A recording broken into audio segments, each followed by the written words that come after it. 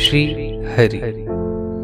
यह प्रवचन सेठ जी के द्वारा स्वर्गाश्रम में दिनांक 2 मई 1941 को दोपहर के समय दिया गया। प्रवचन संख्या 20, पैड संख्या 122। विषय सेवा का महत्व। कबीरा मन तो एक है, भावे तहाँ लगाए। भावे हरि की भक्ति कर, भावे विषय कमाए। कहता हूँ कह जात हूँ, कहाँ बजाऊं ढोल। श्वासा खाली जात है, 3 लोक का मोल। शरीर से खूब कसकर काम लो, जैसे किराए की मोटर से कसकर काम लेते हैं। ऐसे ही शरीर को मोटर समझें। इस पर दया करना घाटे की बात है। खूब कसकर काम लो। आराम चाहो तो सो, निद्रा लो। कोई हिसाब लेने वाला नहीं है। हिसाब तो एक साथ ही लिया जाएगा। यह सब बात सोचकर सावधानी के साथ शरीर से काम लेना चाहिए। सत्संग सुनने के वक्त सत्संग तत्परता से सुने और सत्संग के वचन रोम रोम में प्रवेश हो जाएं। फिर मनन करें और फिर उसका अनुष्ठान करें, काम में लाएं। संसार के भोगों में खूब वैराग्य करके उपरामता करें। मन और इंद्रियों से खूब संयम करें और खूब साधन करें। गीता और उपनिषदों का रहस्य आपकी सेवा में निवेदन किया जाता है। इसमें टाण श्रद्धा होनी चाहिए और समझना चाहिए कि भगवान के वचन हैं। गीता साक्षात भगवान के वचन हैं। बहुत जल्दी परमात्मा की प्राप्ति हो सकती है। फिर भी मार्ग पहाड़ सा कठिन हो रहा है। खास बात यह है कि कमर कसकर तैयार हो जाएं। गीता के 6 अध्याय के 23वें श्लोक में आया, तम विद्याद दुख संयोग, वियोगम योग संगितम, स निश्चयेन युक्तव्यो, योगो निर्विन्न चेतसा। अर्थात जो दुख रूप संसार के संयोग से रहित है तथा जिसका नाम योग है, उसको जानना चाहिए। वह योग न उकताए हुए चित्त से अर्थात तत्पर हुए चित्त से निश्चयपूर्वक करना कर्तव्य है। यानी दुखों की प्राप्ति का अत्यंत अभाव हो जाए। उस योग का कटिबद्ध होकर वैराग्य युक्त चित्त से अनुष्ठान करना चाहिए। हम यहाँ पर स्वर्गाश्रम में घर, रुपए और कमाई छोड़कर इसीलिए आए हैं। जिस काम के लिए घर छोड़कर यहाँ आए, वही काम करना चाहिए। खूब जोर से वैराग्य पूर्वक तत्परता से इस कार्य में लगना चाहिए। उसे प्राप्त करने पर सब कुछ प्राप्त हो जाता है, कुछ भी अप्राप्त नहीं रहता है। यहाँ जितने भाई लोग आए हैं, उन्हें जिस प्रकार से अपना सुधार हो वही काम करना चाहिए। एक दूसरे को बड़े प्रेम से, आनंद से देखें। आपस में इस तरह मिलें जैसे भगवान मिल गए। इसी तरह स्त्रियां भी आपस में मिलें। इतना न हो सके तो भगवान के भक्त समझे। भगवान ने कहा, यो मद भक्तः स मे प्रियः, अर्थात मेरा भक्त मेरे को प्रिय है। जो भगवान की भक्ति के लिए आवे वही भगवान का भक्त है, और उसकी सेवा मिल जावे तो भगवान की ही सेवा समझें। दो चार आदमी कहीं भी इकट्ठे होकर बैठें तो सब प्रेम से मुक्त हो जावे और भगवान के प्रेम भक्ति की चर्चा करें। जैसे गोपियां भगवान की बात करती थी, एक भगवान की ही बात करें।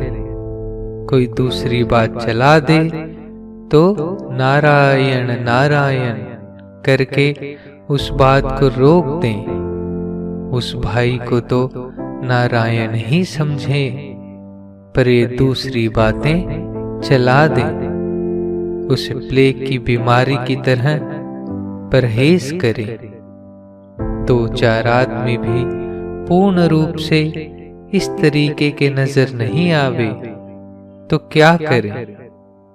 इतना सरल मार्ग है, उस पर भी लोग नहीं चलते। एकांत में बैठकर भगवत चर्चा करें, अथवा एकांत में बैठकर जब ध्यान करें, और कहीं किसी भाई की जरा भी सेवा मिल जावे तो आज का दिन सफल हो गया, ऐसा समझें। सेवा करने वाला कोई भी स्त्री या पुरुष हो, उसे सेवा तो मिल ही जाती है, पर सेवा का महत्व समझना चाहिए। अपने शरीर की सेवा और आहार, निद्रा, मैथुन ये तो पशु भी जानते हैं। इसमें तो गधा और कुत्ता भी होशियार है। रामचरितमानस के उत्तरकांड की दोहा संख्या 44 में आया, जो न तरे भव सागर नर समाज अस पाई, सो कृत निंदक मंदमति आत्माहन गति जाई। अर्थात जो मनुष्य ऐसे साधन पाकर भी भव सागर से न तरे, वह कृतघ्न और मंद बुद्धि है और आत्महत्या करने वाले की गति को प्राप्त होते हैं। श्री शंकराचार्य जी ने कहा है, अपार संसार समुद्र मध्य समझतो मे शरणम किमस्ति, गुरु कृपालो कृपया विदयित विश्वेश पादाम्बुज दीर्घनौका। प्रश्न, कृपा करके यह बतलाइए कि अपार संसार समुद्र में मुझ डूबते हुए का आश्रय क्या है? उत्तर, विश्वपति परमात्मा के चरण कमल रूपी दृढ़ जहाज ईश्वर ही बड़ी नौका है, उसकी शरण लेनी चाहिए।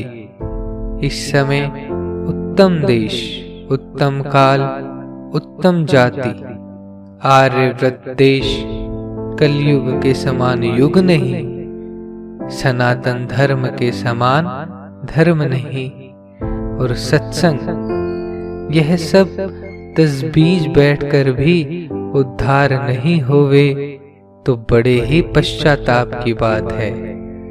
जब तक यह शरीर मिट्टी में नहीं मिले तब तक चेष्टा करनी चाहिए, नहीं तो रामचरितमानस के उत्तरकांड दोहा संख्या 43 में आया, सो परत्र दुख पावई सिर धुनि धुनि पछिताई, काल ही कर्म ही ईश्वर ही मिथ्या दोष लगाई।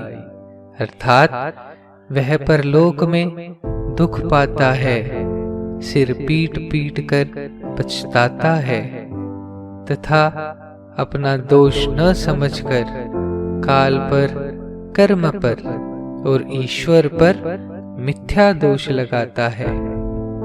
रामचरितमानस के उत्तरकांड की दोहा संख्या 103 क में आया, कलिजुग समजुग आन नहीं, जो नर कर विश्वास, गाई राम गुण गण बिमल, भवतर बिनहि प्रयास।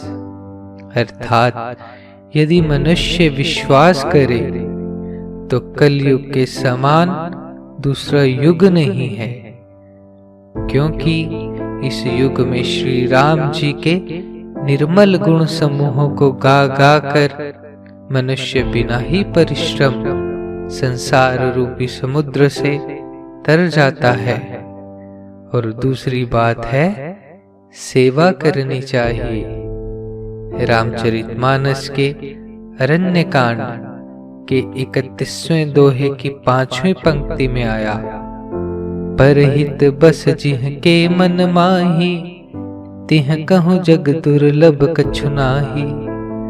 अर्थात जिनके मन में दूसरे का हित बसता है, समाया रहता है, उनके लिए जगत में कुछ भी, कोई भी गति दुर्लभ नहीं है। स्वहित बस जाके मन माही, ताको सब दुर्लभ जग माही। अपने हित में रत रहने के लिए किसी को शिक्षा देने की जरूरत नहीं है, यह तो जन्म सिद्ध बात है। बच्चा एक स्तनपान करता है तो दूसरा भी पकड़े रहता है, अतः यह हमें सिखाने की जरूरत नहीं है। सारी कठिनता दूसरे का हित करने में है। वेश्या भी इस बात को जानती थी कि मरने के बाद जिसकी तारीफ होती है वह स्वर्ग में जाता है, और जिसकी निंदा होती है वह नरक में। अतः अपने स्वार्थ त्याग का व्यवहार करें और संसार से भलाई लेकर जाएं।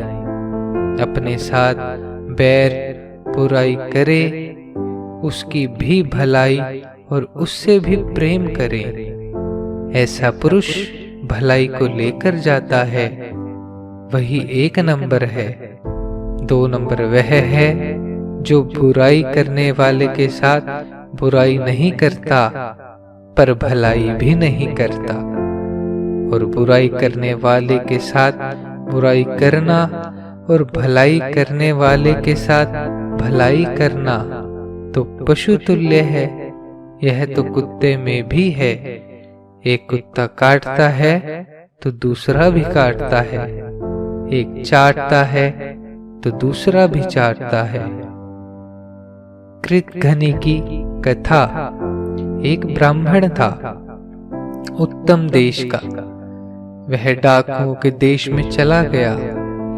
वे मनुष्य को मारकर धन छीन लेते और पशुओं का मांस खाना, यही उनका काम था। वह भी उनके साथ हो लिया और उस ब्राह्मण ने शूद्र के यहाँ ब्याह कर लिया तो पतित हो गया। उसके गांव का एक ब्राह्मण उसके यहाँ गया तो वहां देखा कि उसकी झोपड़ी पर मृग का चमड़ा पड़ा है, और शाम को वह आया तो मृग को मार कर लाया। उसने उससे कहा कि तेरी एकदम यह स्थिति कैसी हो गई? तेरे घर का अन्न तो मैं खा ही नहीं सकता। गांव के ब्राह्मण ने कहा कि छोड़ो इस देश को और चलो अपने देश। वे दोनों वहां से सब कुछ छोड़कर चले। आगे जाकर फिर उस पतित ब्राह्मण के वही संस्कार जागृत हुए। वह उसे छोड़कर वापिस जाने को तैयार हुआ और फिर चला भी गया। चलते चलते रास्ते में वह भूखे मरने लगा। वह एक वृक्ष के नीचे बैठ गया। वहां एक मछली खाने वाला बगुला रहता था। उसने वृक्ष के ऊपर से मछली डालकर उसकी सेवा की। उस ब्राह्मण ने वह मछली खा ली। बाद में उस बगुले ने कहा, आपकी और क्या सेवा करूं? तो उस ब्राह्मण ने कहा कि मुझे धन की इच्छा है। तो बगुले ने कहा कि आगे जाओ, वहां राक्षस राज रहता है, वह मेरा मित्र है। वहां मेरा नाम लेना और मेरे यहाँ की बात कहना। वह वहीं गया। राक्षस राज, बगुला और देवराज इंद्र, यह तीनों मित्र थे। उसने वहां जाकर सब बात बता दी। राक्षस राज ने कहा कि जितना सोना ले जा सको ले जाओ। राक्षस राज ने 1.25 मन की जगह 2 मन बांध दिया। वह ब्राह्मण उसी वृक्ष के नीचे वापिस आया, बड़ा खुश था। ब्राह्मण ने बगुले से कहा कि मैं तुमसे मिलना चाहता हूँ। वह बगुला नीचे आया तो उस ब्राह्मण ने बगुले को मार डाला। ये तीनों मित्र सायंकाल के समय रोज राक्षस राज के यहाँ मिलते थे। उस दिन बगुला नहीं आया तो राक्षस राज ने अपने लड़के को उसकी खोज करने के लिए भेजा। उसने पता लगा लिया और उस ब्राह्मण को गिरफ्तार करके ले आया। फिर राक्षस राज ने उस कृतघ्नी ब्राह्मण को मार डाला और अपने आदमियों को कहा कि इस नीच का मांस नहीं खाना चाहिए, क्योंकि कृतघ्नी का मांस खाने से कृतघ्नी हो जाता है। फिर देवराज इंद्र और राक्षस राज ने उस बगुले की मांस व हड्डियां इकट्ठी करके उस पर अमृत छिड़क कर जिंदा कर दिया। देवराज इंद्र खुश हुए और बगुले से कहा कि तुम्हारे नवीन जीवन को देखकर खुशी हुई। अब मैं आपका और क्या उपकार करूं? तो बगुले ने कहा कि जैसे मुझको जिंदा किया वैसे इस ब्राह्मण को भी जिंदा कर दो। तब देवराज इंद्र ने उस ब्राह्मण को भी जिंदा कर दिया। राक्षस राज ने पूछा कि मैं क्या उपकार करूं? तो बगुले ने कहा कि इसे पहले से दुगना धन देकर इसे इसके घर पहुंचा दो, ताकि इसके साथ रास्ते में लूटपाट न हो।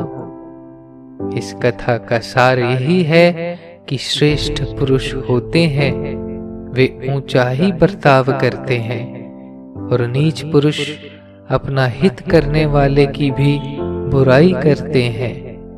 अपने तो उपकार करना चाहिए और इस शरीर को दूसरों की सेवा के लिए मिट्टी में मिला देना चाहिए। यह शरीर मिट्टी में तो मिलेगा ही, परंतु दूसरों की सेवा करते करते इसे मिट्टी में मिला दे तो उत्तम है। सेवा बड़े उत्तम चीज है। अपने तो तन मन धन किसी भी तरह से बने अपनी शक्ति के अनुसार सेवा करे। भगवान कहते हैं, ते प्राप्नुवन्ति मामेव सर्वभूति ते रता, अर्थात वे संपूर्ण जीवों के हित में रत हुए और सब में समान भाव वाले योगी भी मेरे को ही प्राप्त होते हैं। एक लौकिक बात है। एक महात्मा के पास कोई व्यक्ति जाया करता था और भगवान की प्राप्ति के लिए पूछा करता था। महात्मा उसे कहते कि आर्त और दुखी मनुष्यों की सेवा करो।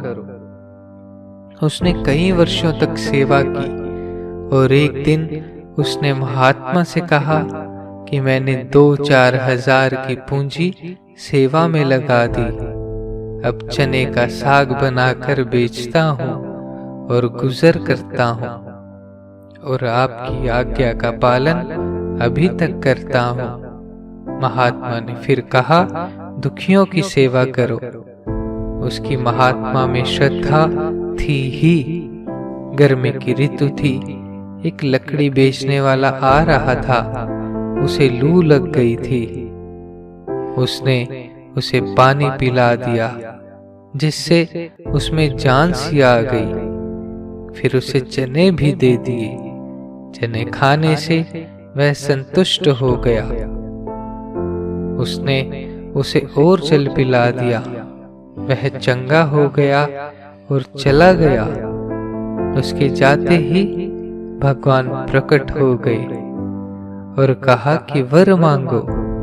उसने अनन्य प्रेम मांगा और कहा कि जब चाहूं तभी आपके दर्शन करूं। वह महात्मा के पास गया और कहा कि आज आपके वचन सफल हो गए।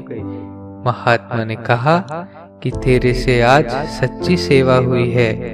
इसी तरह लोगों की सेवा करनी चाहिए। एक सेवा से ही बेड़ा पार हो जाता है।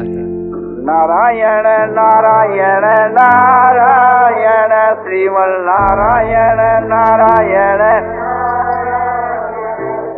नारायण नारायण श्रीमन नारायण नारायण श्रीमन नारायण नारायण